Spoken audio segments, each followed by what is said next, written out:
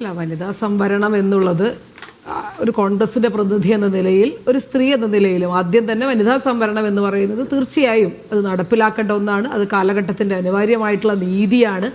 ഈ നാട്ടിലെ പകുതി മനുഷ്യരോട്, അല്ലെങ്കിൽ സ്ത്രീകളായിട്ടുള്ള പകുതി മനുഷ്യരെ, ഇപ്പം കേരളത്തിലേക്ക് പുതിയ തെരഞ്ഞെടുപ്പിന്റെ കണക്കുകളിൽ പോലും നമ്മൾ കണ്ടു, ഏറ്റവും കൂടുതൽ വോട്ട് ചെയ്തിട്ടുള്ളത് സ്ത്രീകളാണ് പുരുഷന്മാരെക്കാൾ. അത്തരത്തിലൊരു മനുഷ്യരെ പരിഗണിക്കുക എന്നുള്ള ഏറ്റവും അടിസ്ഥാനപരമായിട്ടുള്ള ഒരു മൂല്യത്തെ ഉൾക്കൊള്ളുക എന്നുള്ള കാര്യത്തിൽ യാതൊരു തർക്കവുമില്ല. അക്കാര്യത്തിൽ കോൺഗ്രസ് ഒരു നിലയ്ക്കും പിന്നോട്ട് സഞ്ചരിക്കുന്ന ഒരു രാഷ്ട്രീയ പാർട്ടിയല്ല എന്നുള്ള കാര്യം ആദ്യം തന്നെ വ്യക്തമാക്കട്ടെ. പിന്നെ ഈ ചോദിച്ച ചോദ്യങ്ങളിലേക്ക് കടക്കുമ്പോൾ സ്വാഭാവികമായിട്ടും എന്തുകൊണ്ടാണ് ഇത്തരം അസ്വസ്ഥതകൾ ഉണ്ടാകുന്നത്, എന്തുകൊണ്ടാണ് ഇത്തരം ചോദ്യങ്ങൾ ഉണ്ടാകുന്നത് എന്നുള്ളതിന് വളരെ കൃത്യമായിട്ടുള്ള കാരണങ്ങൾ ഈ ബില്ലുമായി ചേർത്ത് നമുക്ക് പറയാൻ കഴിയും. ഇപ്പം നേരത്തെ DMK-യുടെ പ്രതിനിധി പറഞ്ഞതുപോലെ ഇന്നലെ സോണിയാഗാന്ധി ഉൾപ്പെടെയുള്ള ആളുകൾ ഇതിനെതിരെ വളരെ കൃത്യമായി, ഇതിനെതിരെ എന്നുള്ളതല്ല, എന്താണ് ഇതിൻ്റെ പ്രശ്നം, നമ്മൾ സ്വാഭാവികമായിട്ടും ജനറലൈസ് ചെയ്ത് പറയുമ്പോൾ ഇതിനെതിരെ സംസാരിക്കുകയല്ല, അതിനപ്പുറത്തേക്ക് എന്താണ് സ്വാഭാവികമായിട്ടും ഇത്തരത്തിൽ വനിതാ സംവരണ ബില്ല് കൊണ്ടുവരുന്നു, ആ വനിതാ സംവരണ ബില്ലിനോടൊപ്പം ചേർത്ത് ഈ ഡിലിമിറ്റേഷൻ്റെ പ്രോസസ്സിനെ കൂട്ടിക്കുഴയ്ക്കുന്നതിൻ്റെ വലിയ അപകടത്തെ പറ്റിയാണ് നമ്മൾ ചർച്ച ചെയ്യുന്നത്. അത് തീർച്ചയായിട്ടും നമ്മൾ മനസ്സിലാക്കേണ്ട ഒരു കാര്യമാണ്. അപ്പോൾ അങ്ങനെ പറയാൻ വരുമ്പോൾ, കോൺഗ്രസ് ഇതാണ് പ്രശ്നം എന്ന് പറയാൻ വരുമ്പോൾ സ്വാഭാവികമായിട്ടും BJP-യും നരേന്ദ്രമോദി ഉൾപ്പെടെയുള്ള അതിൻ്റെ മുഴുവൻ സംവിധാനങ്ങളും പറയാൻ ശ്രമിക്കുന്നത് എന്താണെന്ന് വെച്ച് കഴിഞ്ഞാൽ, ഈ ഡീലിമിറ്റേഷൻ പ്രോസസ്സിനെ എതിർക്കുന്ന ആളുകൾ, അതിൻ്റെ രാഷ്ട്രീയത്തെ പറ്റി സംസാരിക്കാൻ ശ്രമിക്കുന്ന ആളുകൾ, അതിലെ അപാകതകൾ ചൂണ്ടിക്കാണിക്കാൻ ശ്രമിക്കുന്ന ആളുകൾ, അവർ വനിതാ സംവരണത്തിന് കൂടി എതിരാണ് എന്ന് വരുത്തി തീർക്കാനുള്ള ഒരു ബോധപൂർവമായിട്ടുള്ള ഒരു ശ്രമമാണ് ഇവിടെ നടക്കുന്നത്. അപ്പോൾ ഇത്ര പെട്ടെന്ന് അത് കൊണ്ടുവരികയും, അത് പ്രത്യേകിച്ച് പല സംസ്ഥാനങ്ങളിലും തെരഞ്ഞെടുപ്പ് നടക്കുന്ന സമയങ്ങളിൽ അത് കൊണ്ടുവരിക കൂടി ചെയ്യുമ്പോൾ അതിൽ വലിയ ഉദ്ദേശങ്ങളുണ്ട്. അപ്പോൾ അതിൽ തീർച്ചയായിട്ടും അത്തരത്തിൽ കോൺഗ്രസിനെയും പ്രതിപക്ഷത്തെയും ഒക്കെ പ്രതിക്കൂട്ടിൽ നിർത്തി പിന്നെ സ്ത്രീ വിരുദ്ധരാണ്, വനിതാ സംവരണത്തിനെതിരാണ് എന്നൊക്കെ പറഞ്ഞു വെക്കാനുള്ള ഒരു നരേറ്റീവ് സൃഷ്ടിച്ചെടുക്കാനുള്ള ഒരു ബോധപൂർവമായ ശ്രമമാണ് ഇവിടെ നടത്തുന്നത്.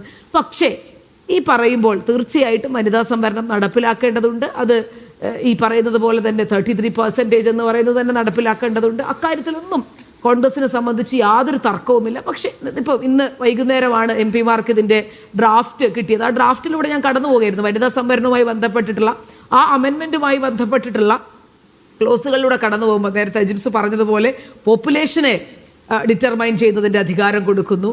അതുപോലെ തന്നെ ഡീലിമിറ്റേഷൻ ഒരു കമ്മീഷൻ വെക്കുന്നു. ആ കമ്മീഷനിലെ അംഗങ്ങളൊക്കെ നമ്മൾ വളരെ ഏകപക്ഷീയമായിട്ടുള്ള കുറേ തീരുമാനങ്ങൾ അതുമായി ബന്ധപ്പെട്ടിട്ടുണ്ട്. അതൊക്കെ കൂടുതൽ വളരെ ഗഹനമായി പഠിക്കുകയും മനസ്സിലാക്കുകയും ഒക്കെ ചെയ്യേണ്ട കാര്യമാണ്. കാരണം നമ്മുടെ സംവിധാനങ്ങളുടെ ഫെഡറൽ സംവിധാനങ്ങളുടെ സിസ്റ്റത്തെ അടക്കം തകർക്കാൻ പോകുന്ന പല കാര്യങ്ങളും അതിനകത്തുണ്ട്.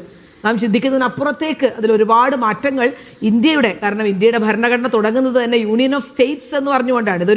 ഇതൊരു ഏറ്റവും മുകളിൽ അധികാര കേന്ദ്രം ഇരിക്കുകയും അതിങ്ങനെ ഭരിക്കുകയും ചെയ്യപ്പെടുന്ന ഒരു സംവിധാനമല്ല ഇന്ത്യയുടേത്. അതൊരു യൂണിയൻ ഓഫ് സ്റ്റേറ്റ്സ് എന്ന് വളരെ കൃത്യമായി പറയുമ്പോൾ അതിൻ്റെ ഫെഡറലിസത്തെ ഊന്നി തന്നെയാണ് പറഞ്ഞു വെക്കുന്നത്. അപ്പോൾ ഇതിൽ വലിയ അപകടം ഉണ്ടാകുന്ന പല കാര്യങ്ങളും ഡീലിമിറ്റേഷൻ കമ്മീഷനുമായി ബന്ധപ്പെട്ട് അതിലുണ്ട് എന്നുള്ള കാര്യത്തിൽ തർക്കമില്ല.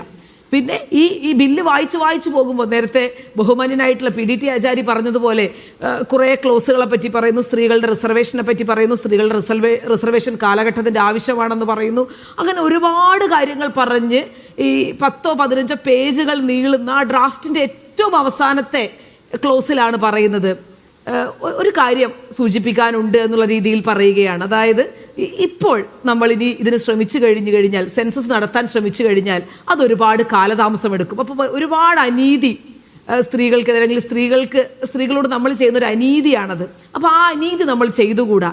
അതുകൊണ്ട് തന്നെ നമ്മൾ ഏറ്റവും ലാസ്റ്റ് പബ്ലിഷ്ഡ് സെൻസസ് എന്നാണ് പറയുന്നത്, ഏറ്റവും അവസാനം പ്രസിദ്ധീകരിച്ച സെൻസസ് അനുസരിച്ച് നമുക്കിതിലെ കാര്യങ്ങൾ ഡീലിമിറ്റേഷൻ അടക്കമുള്ള പ്രോസസ്സിലേക്ക് കടക്കേണ്ടിയിരിക്കുന്നു.